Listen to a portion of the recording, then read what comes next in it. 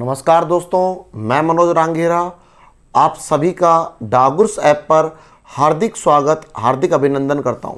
दोस्तों, हम अध्ययन कर रहे थे एशिया महाद्वीप का, और एशिया महाद्वीप में आज हम थोड़ा आगे बढ़ते हैं और हमें पढ़ने को मिलता है एशिया महाद्वीप के संदर्भ में। अगर हम बात करें तो मित्रों, एशिया महाद्वीप के संदर्भ में आज हम पढ़ेंगे प्रमुख पठारों को लेकर। प्रमुख पठार, प्रमुख पठार। तो आप सुनिएगा, सबसे पहला वह प्रारंभिक क्वेश्चन आता है कि पठार कहा किसे जाता है। तो पठार को जानने के लिए आप कह सकते हैं कि यह आपके धरातल का ऊंचा नीचा स्थान है, जिसे हम उच्चावच के नाम से ज्योग्राफी में जानते हैं। और इस उच्चावच को लेकर हम बात करें तो आप देखिएगा, ये जो आपको समतल भूभाग दिखाई दे रहा है, ये वाला, इस समतल भूभाग को मित्रों एक विशेष नाम से जाना जाता है और इसे कहा जाता है मैदान। मैदानों से ऊंचा उठा हुआ वह भूभाग जो ऊपर से समतल होता है, दिख रहा है ना आपको, मैदानों से तो ऊंचा उठा हुआ है लेकिन ऊपर से समतल है। इस ऊंचे भूभाग को ज्योग्राफी की भाषा में हमने नाम दिया पठार। जबकि हम चर्चा करें मैदानों से ऊंचा उठा हुआ वह भूभाग जो ऊपर से कोणात्मक या नोकीला होता है, इस कोणात्मक व नोकीले भाग को आपके कहा जाता है पर्वत। क्या कहा जाता है? पर्वत। तो हम पढ़ना चाहेंगे अभी किसके बारे में? पठार के बारे में। तो हमारे लिए सबसे पहले एशिया महाद्वीप के संदर्भ में अगर हम बात करें तो एशिया महाद्वीप के संदर्भ में बात आती है नंबर 1 पठार को लेकर, और वो सबसे महत्वपूर्ण पठार आता है जिस पठार का नाम है मित्रों तिब्बत का पठार।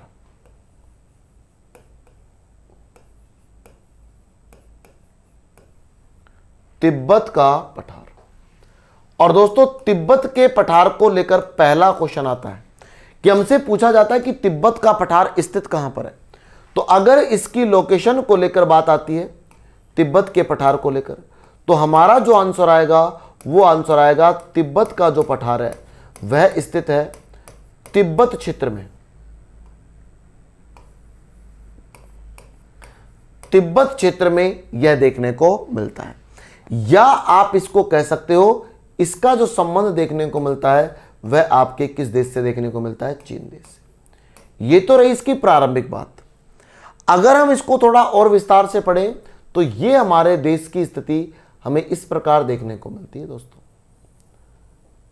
और हमारे इस देश के संदर्भ में हम बात करें तो हमने पाया कि हमारे भारत के उत्तर दिशा में यहां पर एक पर्वतमाला देखने को मिलती है, और इस पर्वतमाला को हम किसके नाम से जानते हैं? हिमालय के नाम से जानते हैं। और हिमालय से जस्ट आप ऊपर बढ़ते हैं तो यहां पर एक पर्वत श्रृंखला और देखने को मिलती है जिसका नाम है आपके कुनलुन पर्वतमाला के नाम से आप इसे जानते हैं। तो आपके एक तो हिमालय हुआ, एक कुनलुन हुआ। अगर इन दोनों पर्वतमालाओं के बारे में बात की जाए तो दोनों पर्वतमालाओं के बीच का ये जो मित्रों पठारी क्षेत्र है, इस संपूर्ण पठारी क्षेत्र को एक विशेष नाम से जाना जाता है, और इस संपूर्ण पठारी क्षेत्र को कहा जाता है तिब्बत का पठार। यह कहलाता है तिब्बत का पठार। तो एग्जाम में कई बार ऐसा भी पूछा जा चुका है कि तिब्बत का पठार स्थित है, तो उसने आपके तिब्बत क्षेत्र या चीन क्षेत्र नहीं दिया, उसने 2 पर्वत श्रृंखलाओं का नाम दिया। तो उसमें एक तो आपके हो गई हिमालय, एक तो हो गई मित्रों हिमालय। तो आप कह सकते हो हिमालय व कुनलुन के मध्य आपको यह देखने को मिलता है। दूसरा जो क्वेश्चन आता है इसको लेकर, वह क्वेश्चन यह आता है कि यह जो पठार है, इस पठार के बारे में क्वेश्चन आता है विश्व का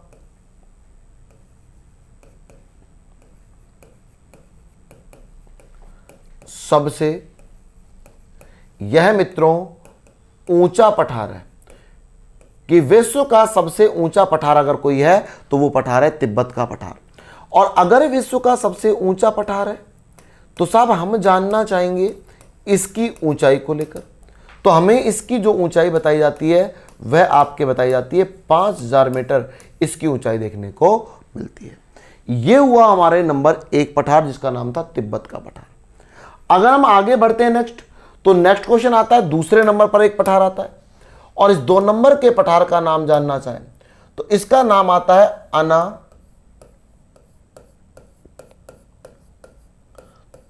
का पठार। अनातोलिया का पठार। इससे और आगे बढ़ेंगे तो 3 नंबर पर एक पठार और पढ़ेंगे जिसका नाम होगा सान का पठार और 4 नंबर पर हम पढ़ेंगे जिसका नाम होगा मित्रों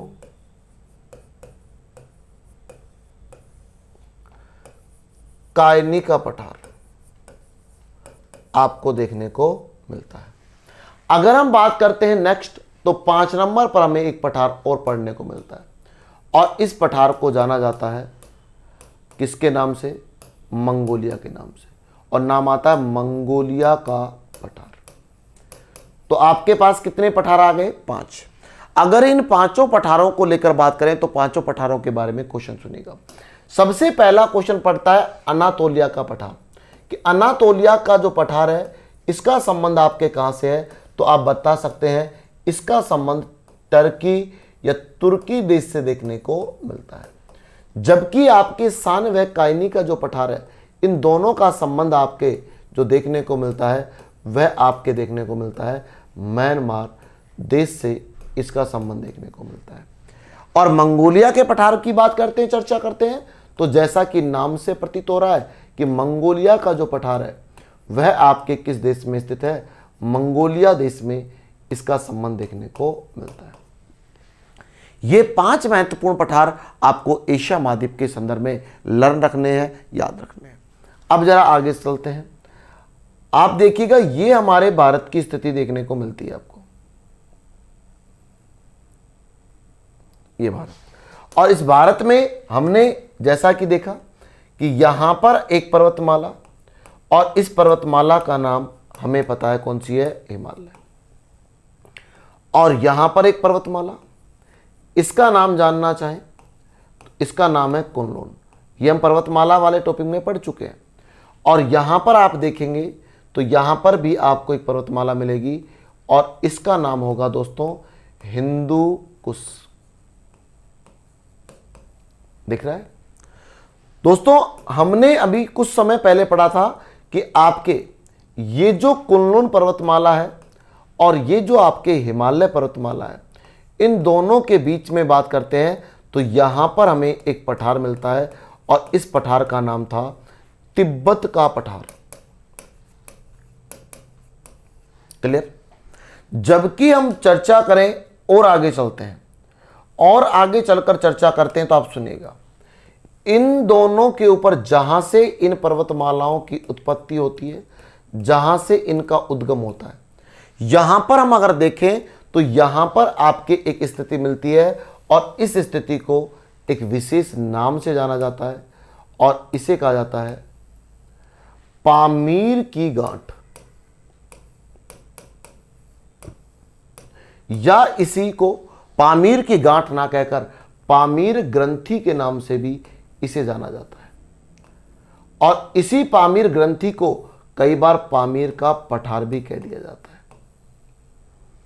आपने लूसेंट वगैरह ये छोटी मोटी जो गाइडें आती है उसके अंदर आपने पढ़ा होगा कि पामीर का पठार विश्व का सबसे ऊंचा पठार है, जबकि दोस्तों विश्व का सबसे ऊंचा पठार है तिब्बत का पठार। और पामीर के पठार के बारे में केवल एक ही क्वेश्चन बनता है। अगर वो हम क्वेश्चन जानना चाहें तो वो क्वेश्चन आपके सामने है। वो क्वेश्चन बनता है कि पामीर के पठार के बारे में क्वेश्चन आता है कि विश्व या संसार कह सकते हो, विश्व या संसार की छत के नाम से आपके क्वेश्चन आता है। यह किसे कहा जाता है? तो विश्व या संसार की छत के नाम से आपके एक ही स्थिति को जाना जाता है और वो है आपके पामीर का पठार, पामीर की गांठ या पामीर ग्रंथि के नाम से इसे जाना जाता है। तो मित्रों, ये हमारे सामने आए हमारे कुछ पठारी क्षेत्रों के बारे में चर्चा हुई। अब जरा और आगे बढ़े, तो आगे बढ़ते हैं तो हमें पढ़ने को मिलता है एशिया महाद्वीप की कुछ महत्वपूर्ण नदियों के बारे में। तो दोस्तों हम अब चर्चा करेंगे आपके एशिया महाद्वीप के प्रमुख नदियों को लेकर हम बात करेंगे। और एशिया महाद्वीप की जो प्रमुख नदियां हैं इसको लेकर आप बात करते हैं, तो आप सुनिएगा। सबसे पहले हम बात करते हैं प्रमुख नदियों के बारे में। जब बात होती है तो हमने साहब दो श्रृंखलाएं देखी। एक तो ये श्रृंखला देखी और इस श्रृंखला का नाम रहा हिमालय, और एक श्रृंखला ये रही, इस श्रृंखला का नाम रहा कुनलुन। और मुझे बताने की कोई जरूरत नहीं है, आप भली भांति जानते हैं कि दोनों श्रृंखलाओं के बीच का ये जो पठारी क्षेत्र है, इस पठारी क्षेत्र को एक विशेष नाम से जाना जाता है और इसे कहा जाता है दोस्तों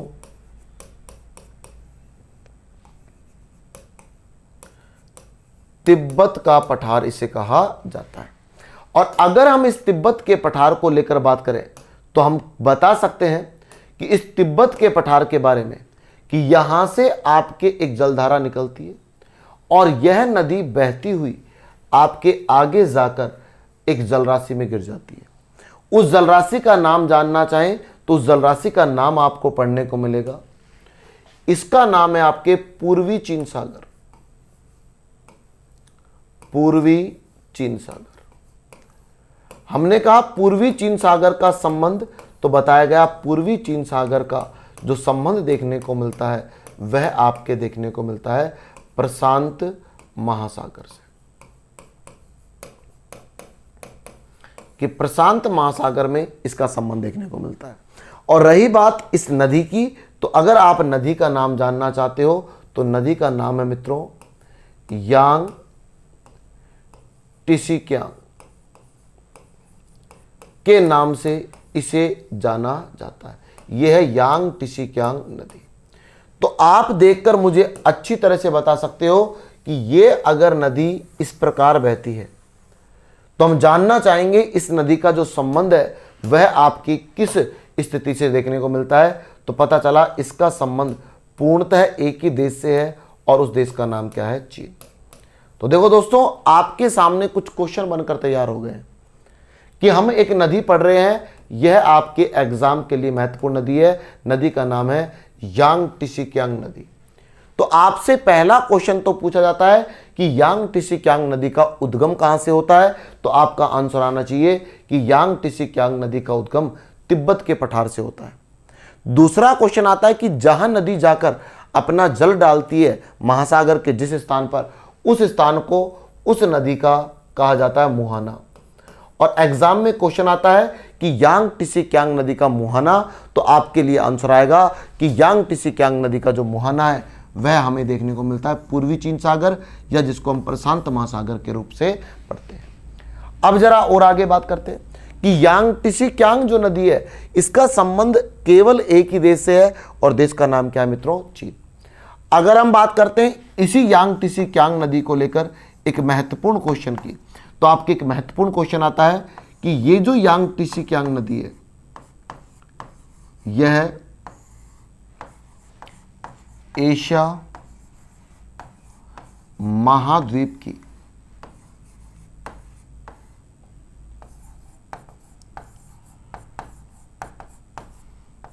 सबसे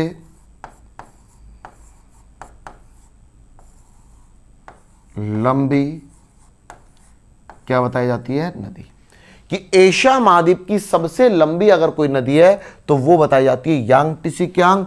और इसकी अगर आप लंबाई के बारे में बात करें, चर्चा करें, तो मित्रों इसकी जो लंबाई बताई जाती है वह बताई जाती है लगभग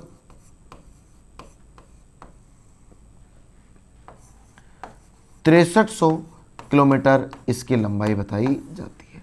ठीक है दोस्तों, ये आपके देखने को मिलती है एक नदी जिस नदी का नाम है यांग टिसिक्यांग नदी, जो एशिया महाद्वीप की प्रमुख नदियों में जानी जाती है। सुनिएगा दोस्तों, नेक्स्ट हम बात करते हैं एशिया महाद्वीप के संदर्भ में कुछ अन्य नदियों को लेकर, तो आप देखिएगा सबसे पहले हमने जानना चाहा एशिया महाद्वीप की स्थिति को।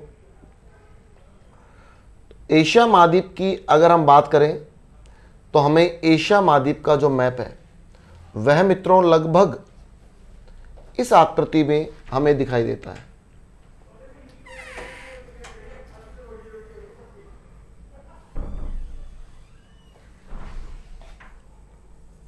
ये हमारा एशिया महाद्वीप का हमें मैप दिखाई देता है। अगर इस मैप के अकॉर्डिंग हम चलते हैं तो मित्रों ये एशिया महाद्वीप का मैप है और इस एशिया महाद्वीप के चारों दिशाओं में हम जानना चाहेंगे हमें क्या क्या लोकेशन देखने को मिलती है।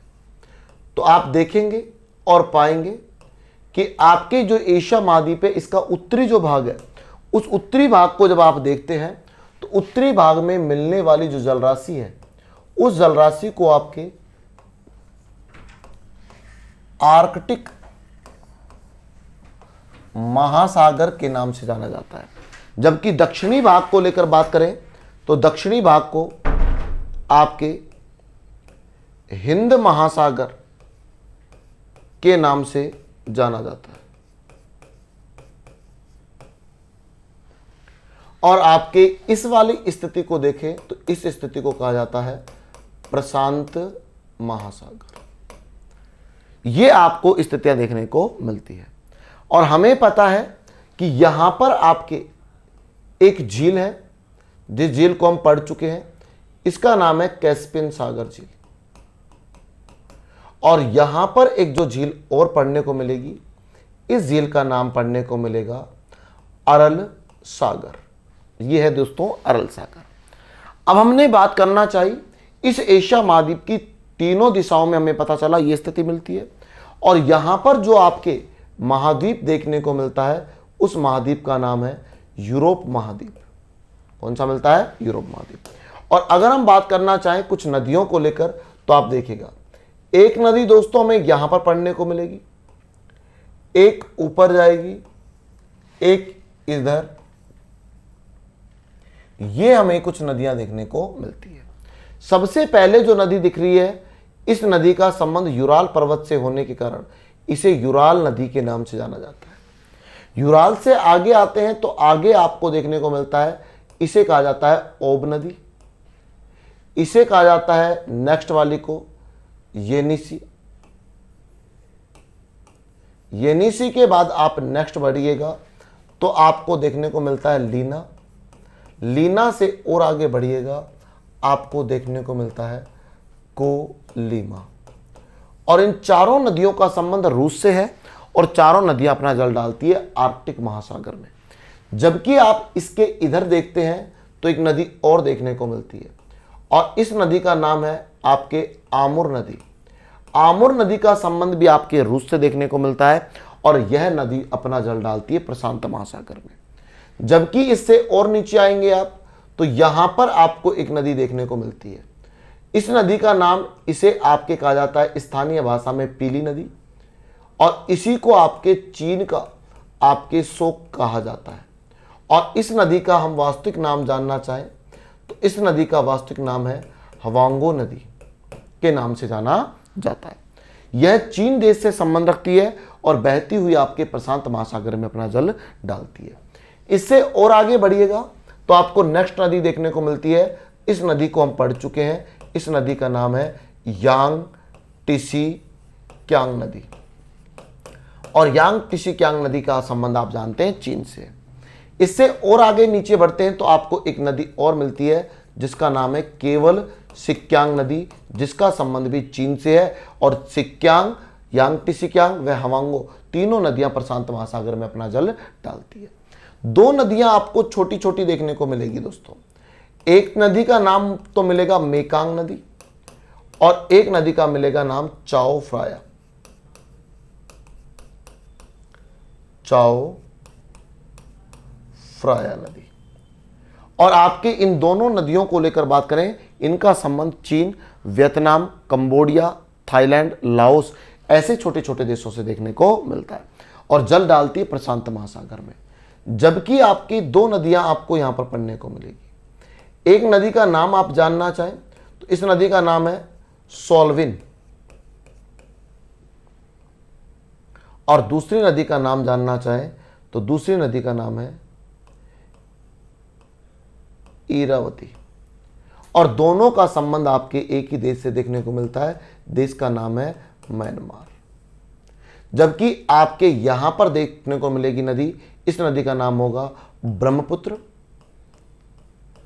ब्रह्मपुत्र, और ब्रह्मपुत्र के बाद यहां पर आपको जो नदी देखने को मिलेगी इसका नाम होगा गंगा, और यहां से आपको एक नदी और देखने को मिलेगी, इसका नाम होगा सिंधु। और इन तीनों नदियों का जो संबंध मिलेगा वो आपके भारत देश से देखने को मिलता है। यहां पर आपको दो नदियां और पढ़ने को मिलेगी। एक नदी आपकी इस प्रकार ये जाएगी और एक नदी इस प्रकार ये जाएगी। दोनों नदियां अपना जल अरल सागर में डालेगी। एक का नाम होगा आमू दरिया और मित्रों दूसरे का नाम होगा सर दरिया के नाम से इन्हें जाना जाता है। दो नदियां आपको यहां पर मिलेगी। एक नदी का नाम तो होगा दजला और मित्रों दूसरे का नाम मिलता है फरात,